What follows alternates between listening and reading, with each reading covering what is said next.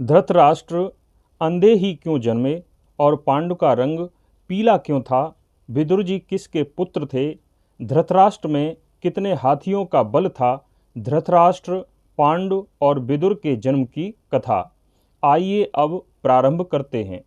जब सत्यवती के दूसरे पुत्र विचित्रवीर्य की भी मृत्यु हो गई और कोई संतान आगे वंश चलाने के लिए नहीं रही, तो सत्यवती ने वेद व्यास जी को नियोग विधि से विचित्रवीर्य की विधवा पत्नियों के साथ संतान उत्पन्न करने की आज्ञा दी। नियोग विधि क्या है, यह जानने के लिए आप डिस्क्रिप्शन में जाएं, वीडियो का लिंक दे दिया है। अब फिर से कथा प्रारंभ करते हैं। सबसे पहले वेद व्यास जी रात्रि के समय शरीर पर घी लगाकर अंबिका के पास पहुँचे, जिसे कौशल्या भी कहते थे। वेद व्यास जी रंग के भी काले थे, तो कौशल्या या अंबिका ने वेद व्यास जी के कुरूप और काले शरीर को देखा तो वह कोमलांगों वाली अप्सराओं के समान सुंदर रानी अंबिका वेद व्यास जी के उस कुरूप शरीर को देखकर इतनी भयभीत हो गई कि डर के मारे उसने अपनी आंखें ही बंद कर लीं। सहवास के बाद वेद व्यास जी अपनी माता सत्यवती के पास पहुँचे और कहा कि अंबिका के गर्भ से महान पराक्रमी पुत्र उत्पन्न होगा, उसमें 10,000 हाथियों का बल होगा, लेकिन वह बालक अंधा होगा। यह कहकर व्यास जी वहाँ से चले गए। समय आने पर अंबिका अर्थात कौशल्या ने पुत्र को जन्म दिया, लेकिन वह पुत्र अंधा था। उसका नाम धृतराष्ट्र रखा गया।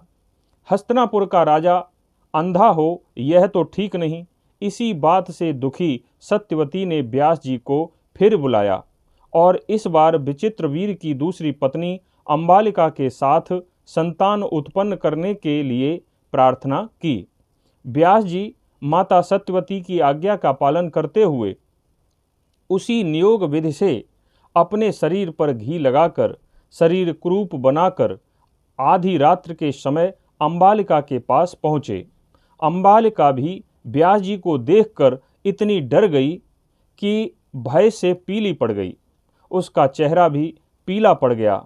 सहवास के बाद फिर व्यास जी माता सत्यवती के पास पहुँचे और कहा कि मुझे देखकर अंबालिका डर के कारण पीली पड़ गई थी, इसलिए अंबालिका का पुत्र पीले रंग का होगा और इस प्रकार उसका नाम पांडु ही रखा गया। सत्यवती अभी भी चिंतित थीं।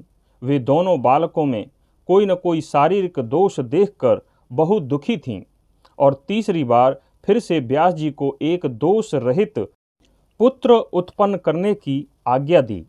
इस बार फिर से सत्यवती ने अपनी बड़ी पुत्रवधू अंबिका, जिसे कौशल्या भी कहते थे, उसे फिर से गर्भ धारण करने को कहा।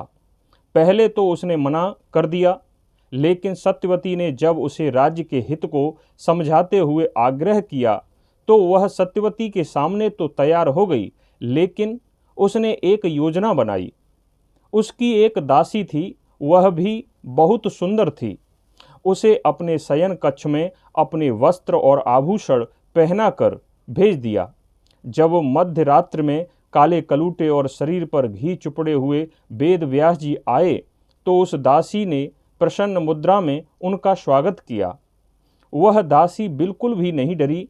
उत्साह पूर्वक जब उसने महर्षि वेद व्यास जी के साथ सहवास किया तो उसके बाद व्यास जी उस दासी से बोले कि आज के बाद तुम दासी नहीं रही, तुम्हारी कोख से जो बालक उत्पन्न होगा वह बहुत धर्मात्मा और बहुत बुद्धिमान होगा। उसी बालक का नाम विदुर रखा गया। व्यास जी ने माता सत्यवती के पास जाकर सारी बात बता दी कि कौशल्या ने मेरे पास अपनी दासी को भेजा था, इसलिए उसकी दासी बहुत बड़े धर्मात्मा पुत्र को जन्म देगी। ऐसा कहकर वे वहाँ से अंतर्ध्यान हो गए। इस प्रकार हमने धृतराष्ट्र, पांडु और विदुर जी के जन्म की कथा सुनाई। धन्यवाद।